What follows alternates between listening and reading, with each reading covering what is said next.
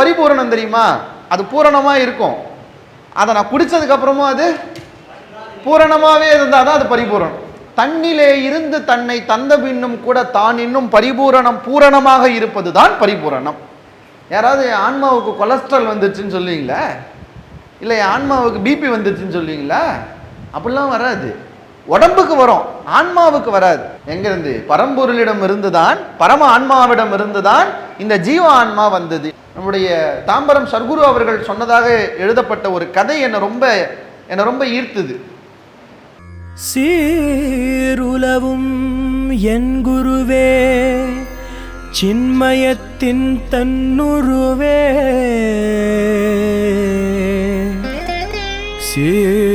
சீலமோங்கும் ஆருலவும் பசுக்கருளும் பரமார்த்த சிகாமணியே.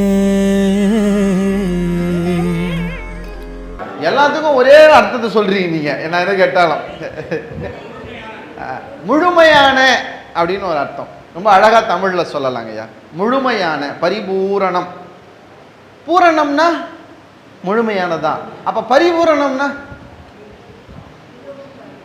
சொல்லுங்க ஐயா.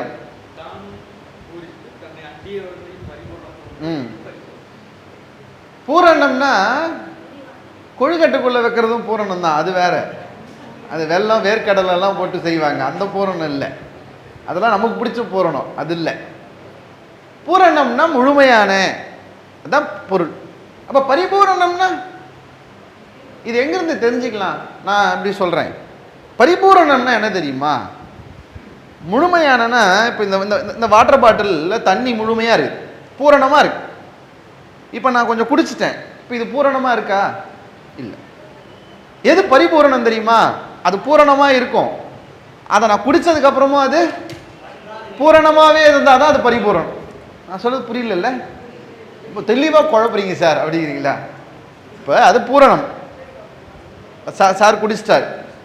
இப்போ அதுல இருந்து தண்ணி கொஞ்சம் குறைஞ்சிருச்சு, இப்போ அது பூரணம் இல்லை. ஆனால் எது பரிபூரணம் தெரியுமா?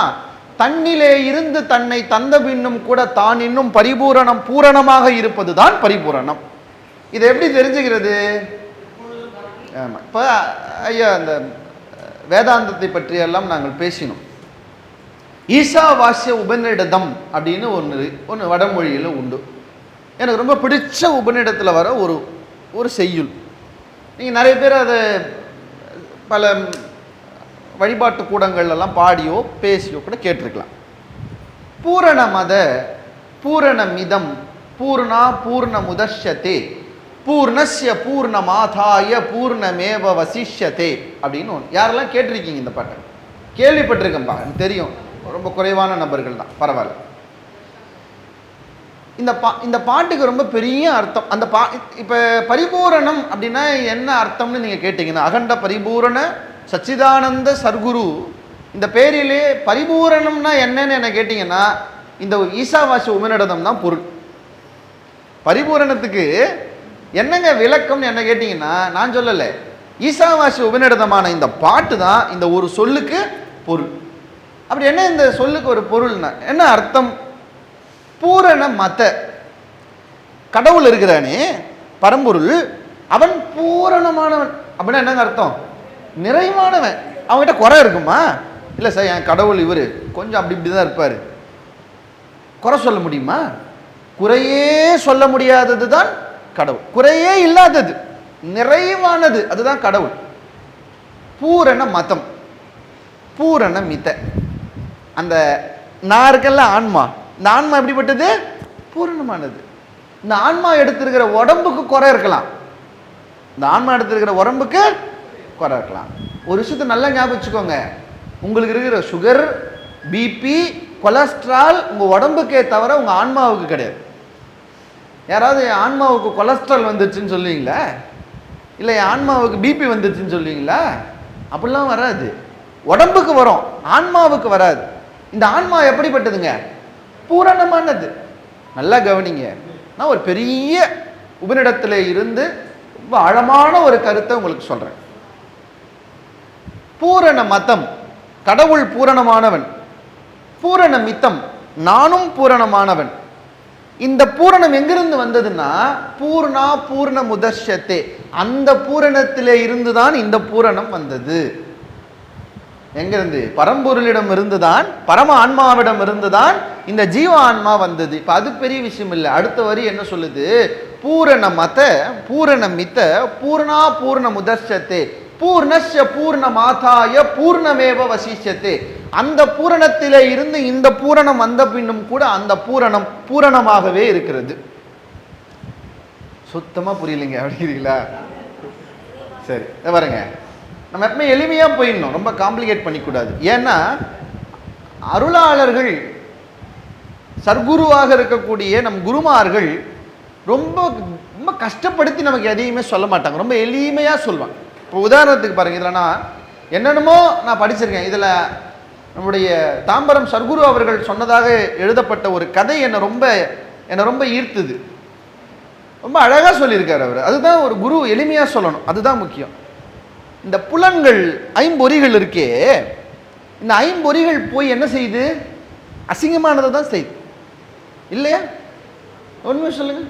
திருவாசகம் பாடுற இதே வாய் தான் ஒரு 4 பேர் ஒன்று சேர்ந்துட்டா அந்த 4 பேர்ல இல்லாத இன்னொருத்தரை பற்றி பேசுது. அப்படியா இல்லையா? இல்லையா? இல்லையா?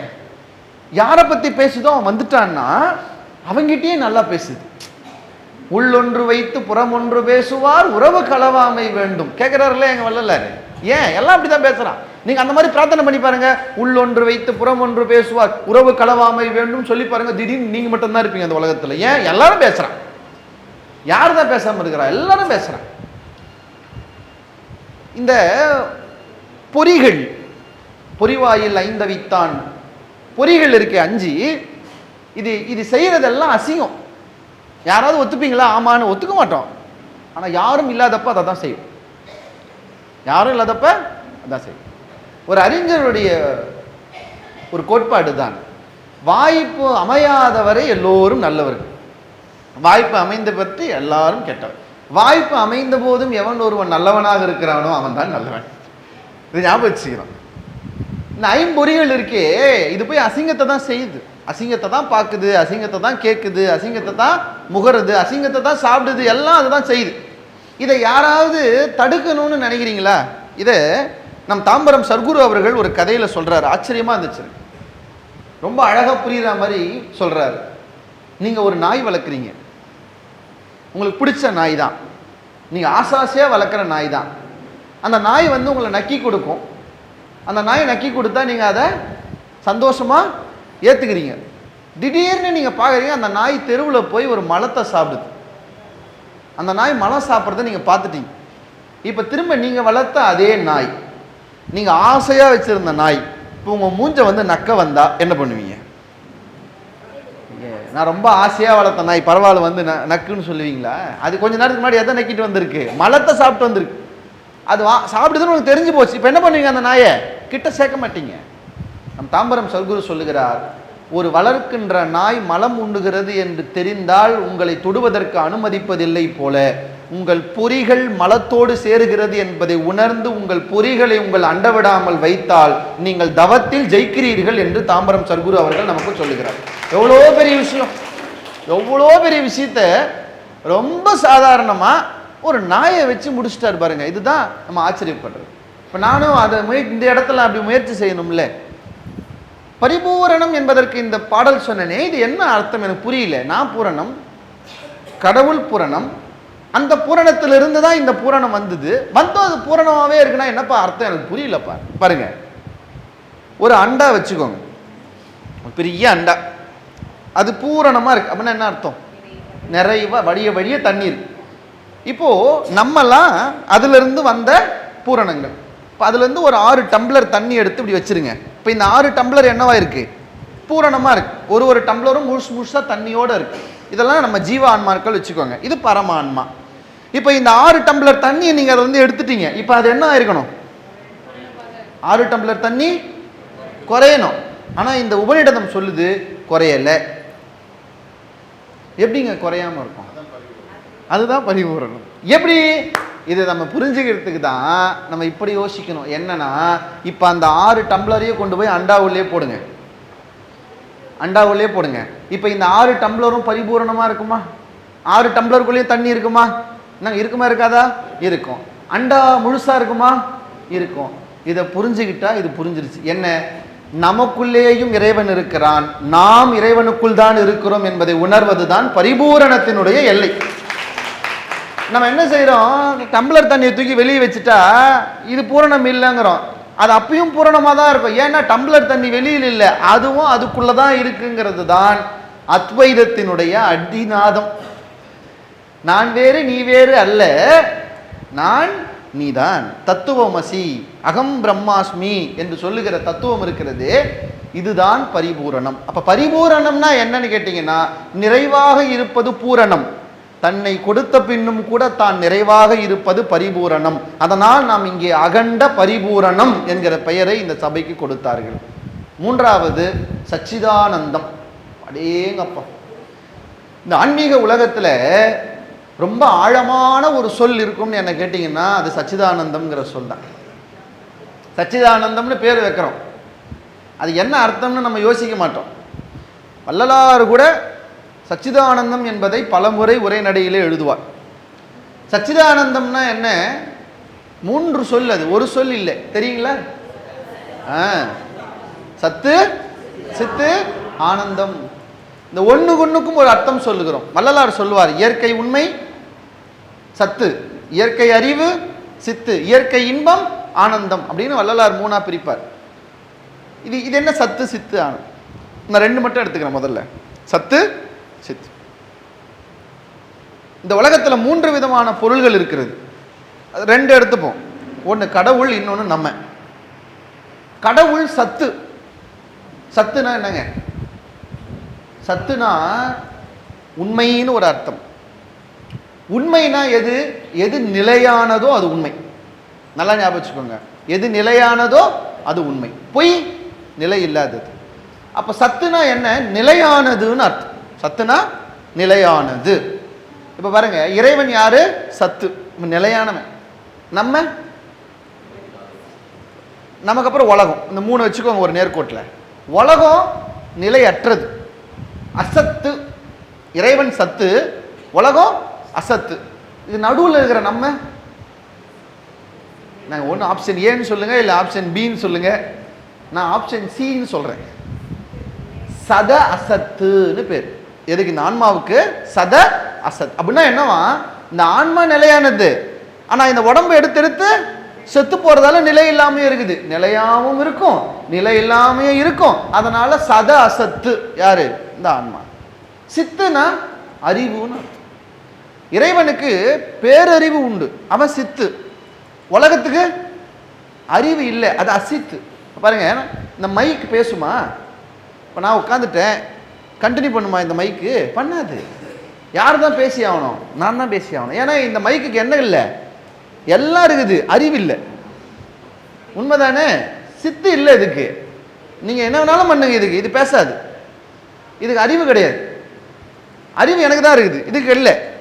ஏன்னா இது ஜடப்பொருள். அப்ப இந்த உலகம் என்கிற ஜடப்பொருள் அசித்து. நம்மளாம் சித்தா?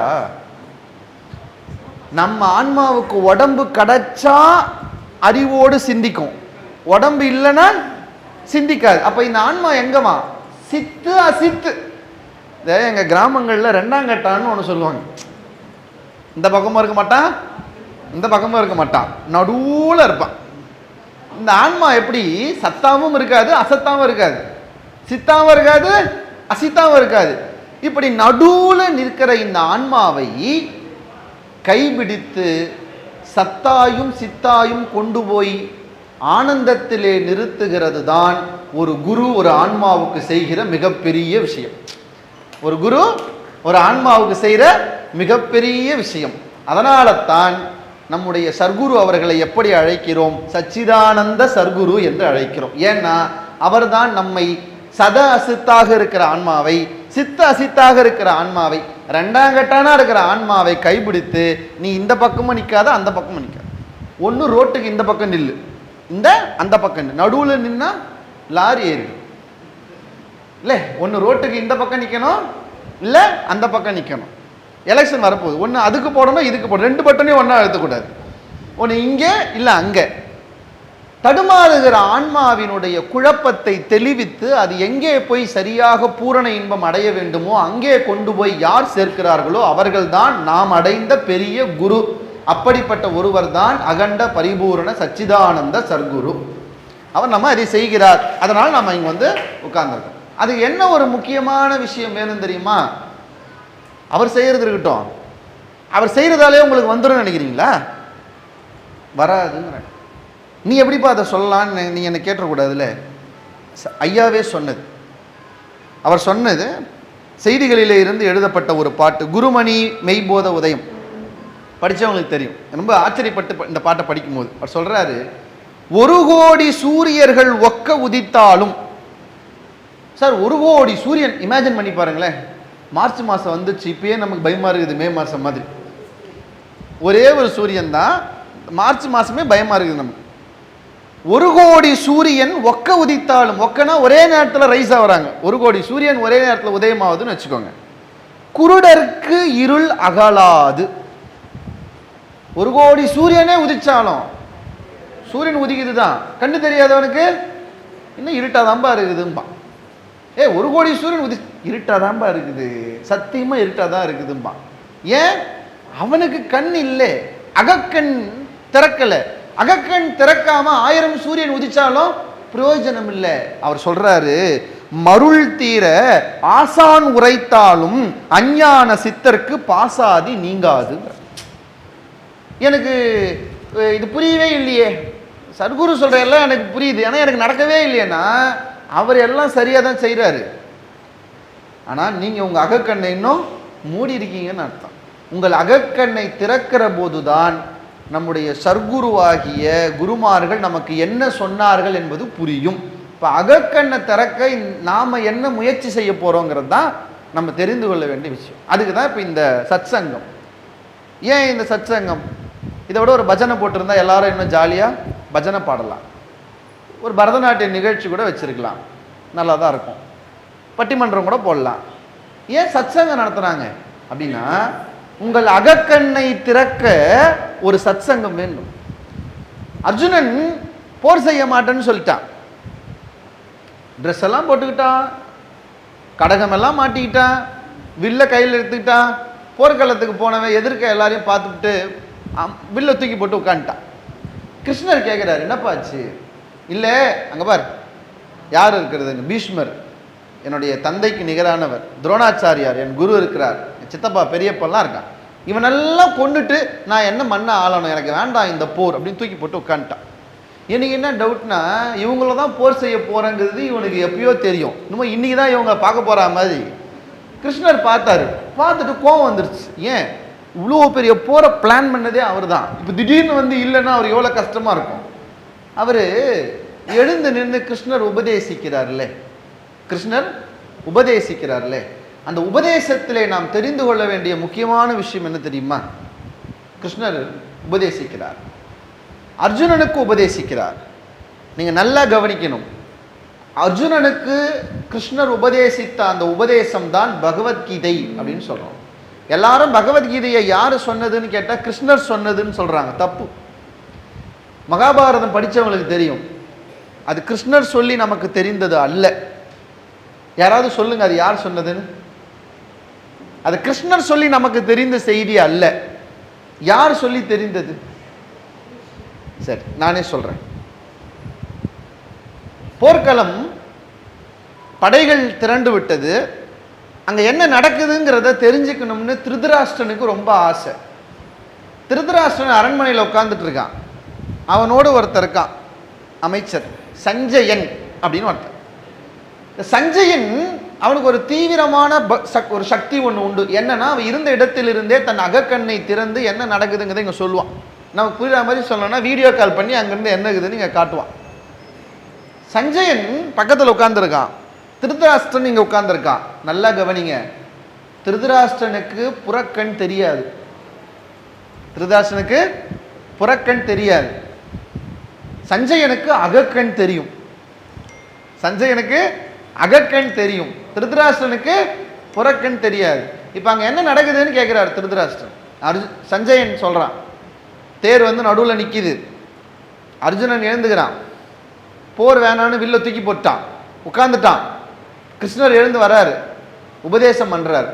கிருஷ்ணர் அங்கே என்னெல்லாம் உபதேசம் சொன்னார் என்பதை சஞ்சயன் இங்கு சொல்ல சொல்ல திருதராஷ்டிரன் கேட்கிறான். நல்லா கவனிங்க. இப்போ அந்த உபதேசத்தை ஒரே நேரத்தில் 2 பேர் கேட்டிருக்காங்க. கிருஷ்ணர் சொல்ல அர்ஜுனனும் கேட்டிருக்கிறான். லைவ் கால், இது லைவ் வீடியோ கால் போகுது, அப்படிதானே? என்னங்க அப்படிதானே? லைவா இப்போ நிகழ்ச்சி நடந்தா கேமராவில் பிடிச்சி யூடியூப்ல லைவ் போகுது இல்லை? இப்போ நான் இங்கே பேசுறதை நீங்க கேட்குற அதே நேரம் வீட்டில் உட்காந்துனும் கேட்க தான் போறாங்க. திருதராஷ்டிரன் வீட்டில் உட்காந்து லைவ் கேட்டுனுக்கிறாரு. அந்த லைவ் காமிக்கிறது யாரு? சஞ்சயன். இப்போ நேரா கேட்கறது யாரு? அர்ஜுனன். நல்லா கவனிங்க, ஒரே உபதேசம் தான், ஒரு எழுத்து கூட மாத்தல. கிருஷ்ணர் சொன்னதை அர்ஜுனன் அங்கு கேட்கிறான், கிருஷ்ணர் சொன்னதாக சஞ்சயன் சொல்வதை திருதராஷ்டிரன் இங்கு கேட்கிறான். ஆனால் அர்ஜுனன் ஞானம் அடைந்தான், திருதராஷ்டிரன் ஞானம் அடையவில்லை. ஏன்? ஏனென்றால் அங்கே அர்ஜுனன் தன் அகக்கண்ணை திறந்தான், திருதராஷ்டிரன் புறக்கண்ணோடு அகக்கண்ணையும் சேர்த்து மூடி இருந்தான். திருதராஷ்டிரனுக்கு கிடைக்காத ஞானம் அர்ஜுனனுக்கு கிடைத்தது. ரொம்ப ஆழமான புரிதல் இருக்கணும். திருதராஷ்டிரனும் அதைத்தான் கேட்டான், அவனுக்கு அது கிடைக்கல. அர்ஜுனனுக்கு அந்த ஞானம் கிடைத்தது. நீங்க இன்னொரு விஷயத்தை புரிஞ்சுக்கணும். பகவத்கீதை இவ்வளோ பெருசு இருக்குமா புக்கு? நான் யோசிப்பேன், போர்க்களத்தில் போய் எவனாவது கிளாஸ் எடுப்பானா? போர்க்களத்துக்கு போய் எவனாவது, எங்களுக்கு கிளாஸே போர்க்களம் மாதிரி இருக்கும். நான் டீச்சரு, கிளாஸே போர்க்களம் மாதிரி இருக்கும் சார். எவனாவது போர்க்களத்தில் போய் கிளாஸ் எடுப்பானா? கிருஷ்ணர் போய் பகவத்கீதை புக்கு பாருங்க, இவ்வளோ பெருசு, அவ்வளோ பெருசு ஒரு கிளாஸ் எடுத்துனுக்கிறார். யாருக்கு? அர்ஜுனனுக்கு. எல்லாத்தையும் கேட்டு முடிச்சான்ல. முடிச்சதுக்கு அப்புறம் கிருஷ்ணன் என்ன பண்ணார் தெரியுமா? நான் யார் என்று உனக்கு காட்டுகிறேன்னு விஸ்வரூபம் எழுப்பி காட்டினார். ரொம்ப சிம்பிளாக நான் யோசித்தேன், நீ 2 மணி நேரம் கிளாஸ் எடுத்ததுக்கு பதிலாக நேராக விஸ்வரூபத்தை காமிச்சிருந்தா அவனுக்கு எல்லாமே தெரிஞ்சிருக்கு போகுது. காலில் விழுந்துனீங்கன்னா என்னாலும் சொல்லு, நான் செய்கிறேன்னு இருக்க போகிறான். நீ அம்பு விடு, நீ அம்பு விடுன்னு சொல்ல வேண்டிய இவ்வளோ பெரிய பாடமே எடுக்க வேணாம். இப்போ பாட்டு நான் தான் பரம்பொருள் அப்படின்னு பெரிய விஸ்வரூபம் காமிச்சிருந்தாருன்னா அவன் சாஸ்திரங்களாக விழுந்துட்டு இருப்பான். நீ சொல்லுப்பா நான் செய்கிறேன்னு இருப்பான். ஆனால் ஏன் கிருஷ்ணர் ஒரு பெரிய பகவத்கீதை உபதேசம் கொடுத்துட்டு தன்னை காமிச்சார் தெரியுமா? நான் இந்த செய்தியோடு நிறைவு செய்கிறேன். ரொம்ப வேகமாக ஓடிடுச்சு, 50 நிமிஷம். நான் முக்கியமான இடத்தை உங்களுக்கு சொல்றேன். ஏன் கிருஷ்ணர் எடுத்த உடனே விஸ்வரூபம் காட்டல? நம்ம சாமி சொன்னதா ஒரு வாசகத்தை இங்க படிச்சேன், யாராவது எனக்கு எடுத்து கொடுத்தீங்கன்னா நல்லா இருக்கும். தன்னை அறிதல், தன்னை அறிவது இல்ல, ஆளாளுக்கு சொன்னீங்கன்னா எனக்கு பயமா இருக்குது. ஏதோ ஒருத்தர் சொல்லுங்க ஐயா. நீங்க தன்னை அறிவதே அறிவு. அடுத்து இந்த முதல்ல ஒரு வார்த்தை சொன்ன பாருங்க, தன்னை அறிவதே அறிவு. இந்த ஆன்மீகத்தில் நம்ம 2 தரிசனம் செய்யணும். ஒன்று ஜீவரூப தரிசனம், அப்படின்னா உங்களை நீங்கள் அறிவது. 2வது விஸ்வரூப தரிசனம், கடவுளை அறிவது.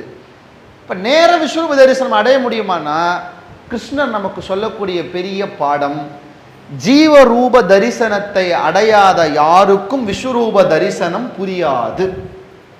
ஏன் அர்ஜுனனுக்கு நீட்டி முழங்கி ஒரு பகவத்கீதை சொன்னார் என்றால், அந்த பகவத்கீதையின் முடிவில் அர்ஜுனன் தன்னை தரிசனம் செய்தான், தன்னை அறிந்தான்.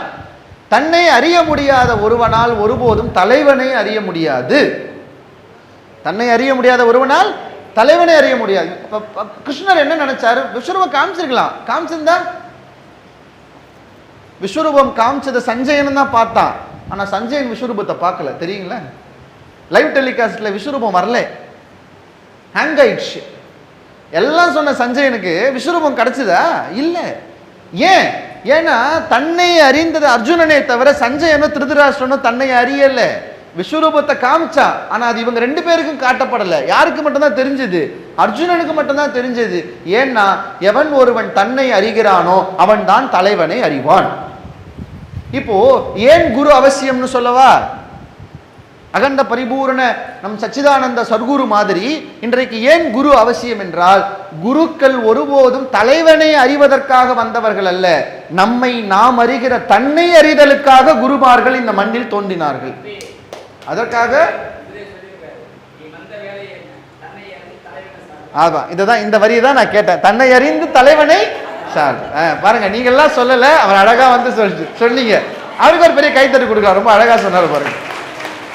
இதை தான் நான் இந்த கதையிலே சொல்ல வந்தேன். தன்னை அறிந்து தலைவனை சார்தல். அந்த இதை நம்ம குரு சொல்லியிருக்காருன்னா சும்மா போற போக்கில் நம்ம குரு சொன்ன வார்த்தை இல்லை. நம்ம குரு சொன்ன இந்த வார்த்தைக்கு பின்னால் இந்த மண்ணின் நீண்ட மகாபாரதத்தின் தத்துவம் கூட பொதிந்திருக்கிறது என்கிற ஆழத்தை நீங்கள் உணர்ந்து கொள்ள வேண்டும் என்பதற்காக நான் இதை சொன்னேன். நிறைவாக ஒன்று சொல்லி முடிக்கிறேன். 11ஓட முடிக்க சொன்னார். 12 போச்சு. நம்ம எல்லாருக்கும் ஒரு ஒரு பெரிய பொறுப்பு இருக்கிறது. எல்லா ஆன்மாவுக்கும் மனித தேகம் கிடைப்பதில்லை. யோசிச்சு பாருங்க, போன ஜென்மத்தில் நம்ம எந்த தெருவில் பூனையா சுற்றி இருந்தோம், எந்த தெருவில் நாயா இருந்தோம், எந்த தெருவில் என்னவா இருந்தோம்னு தெரியாது. சில பேருக்கு அந்த அந்த பிறவி வாசனை உண்டு. நம்ம கிச்சனில் பெருங்காய டப்பாவில் 10 ரூபா வச்சிருக்க எடுத்துன்னு வாங்குவாங்க. ஆனால் இப்போ அந்த டப்பாவில் பெருங்காயம் கிடையாது. அந்த அம்மா 10 முறை புளி போட்டு தேய்ச்சிருக்கோம், சோப்பு போட்டு தேய்ச்சிருக்கோம். ஆனால் இன்னமும் அந்த டப்பாவில் பெருங்காய வாசனை வரும். நம்ம சொல்லுவோம், என்ன அளவில் தேய்ச்சிருக்குன்னு தெரியல, இன்னும் அப்படியே. நீங்கள் எதைத்தான் போட்டு தேய்ச்சாலும் பெருங்காய டப்பான்னு அதுக்கு ஏன் பேருனா, அந்த டப்பாவில் என்ன வாசனை இருக்கும்? பெருங்காய வாசனை. அந்த மாதிரி சார், நம்ம இப்போ நிறைய பேர் மனுஷனாவே ஆனாலும் இன்னும் சில பேரில் நாய் வாசனை, நரி வாசனை, முயல் வாசனை, மூஞ்சூறு வாசனைலாம் இருக்கும். இன்னும் நமக்குள்ள அந்த வாசனைலாம் இருக்கும். இப்போ ஒரு குரு ஏன் அவசியமாக தேவைப்படுகிறார் என்றால், நம்மோடு ஒட்டி கொண்டிருக்கிற இந்த வாசனைகளை எல்லாம் நம்மிடமிருந்து எடுத்து நம்மை பரிபூரணமாக ஆக்குகிறவர்கள் தான் குருமார்கள். நான் இந்த செய்தியோடு நிறைவு செய்கிறேன். நம்முடைய சர்க்குரு அவர்கள் சொன்னார், அவருடைய வாசகத்தோடு நான் நிறைவு செய்கிறேன்.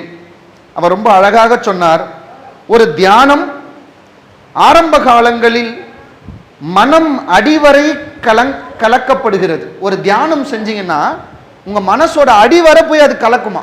அப்படி கலக்கும் போது ஆழத்தில் பதுங்கி கிடக்கும் வாசனைகள் குபு குபு என்று வெளியே வரும். சில நேரத்தில் பாருங்க, சேத்து தண்ணி வாசனை வராது, குச்சி விட்டு கலகினதுக்கு அப்புறம் தான் நாத்தம் வரும். நீங்கள் தியானம் பண்ண உட்கார்ந்தீங்கன்னா உங்க மனதின் அடியாழம் கிளறப்படும். அப்படி கிளறும் போது குபு குபு என்று வாசனை வரும். வாசனை நல்ல வாசனை இல்லை, நான் சொன்னேனே பெருங்காய வாசனை. எல்லாருக்கும் குபு குபு என்று வெளியே வரும். ஒன்றுக்கொன்று போட்டியிட்டு நம்மை தாக்க ஆரம்பிக்கும். இதை ஐயா சொன்னதாக சொன்ன வரியை நான் அப்படியே சொல்லுகிறேன். ஒன்றை ஒன்று தாக்கும். இவ் அனுபவத்தை ஒவ்வொரு உண்மை சாதகனும் உணர்வான். அவ்வாசனைகளை கண்டு சாதகன் அஞ்சுதல் கூடாது, பயப்படக்கூடாது. அந்த வாசனையை கண்டு ஒரு சாதகன் அஞ்சுதல் கூடாது. உள்ளிருக்கும் அழுக்கு வெளிவந்தால் தானே சித்தம் சுத்தி அடையும். உள்ள இருக்கிற அழுக்கு வெளியே வந்தால் தானே சித்தம் சுத்தி அடையும். வரும் மாசு மறுக்கள் எல்லாவற்றையும் இறுக கட்டி வெளியே எரிந்து விட்டு இவ்விதம் பலமுறை அபியாசித்து நீ சித்த சுத்தத்தை பெறுவாய் என்று நம்மை ஆசீர்வதிக்கிறார் அகண்ட பரிபூரண சச்சிதானந்த சர்க்குரு. அப்ப நம்முடைய நோக்கம் எதுவாக இருக்கணும்னா, நம்ம எல்லாரும் ஒரு பெருங்காய டப்பாக்கள். நம் மீது வீசுகிற பெருங்காய வாசனையிலே இருந்து நாம் நம்மை விடுதலை செய்து கொண்டு நம் மீது இறைவனுடைய கற்பூர வாசனை வருவதற்கு என்ன செய்ய வேண்டும் என்றால், சர்க்குருநாதராக இருக்கிற இந்த குருமார்களின் திருவடிகளை இறுகப்பட்டி கொண்டால் நம் பெருங்காய வாசனைகள் போகும் என்பதை மனதிலே வைத்துக் கொள்வோம் என்று சொல்லி, நல்ல வாய்ப்பை எனக்கு நல்கிய திருஞானம் ஐயா அவர்களுக்கும் இந்த அகண்ட பரிபூரண சச்சிதானந்த சபைக்கும் இங்கே இருந்து இந்த நிகழ்ச்சியை நடத்தி கொண்டிருக்கிற தாம்பரம் சர்க்குரு சுவாமிகளுக்கும் அவருடைய பொன்னார் திருவடிகளை வணங்கி விடைபெறுகிறேன். நன்றி, வணக்கம்.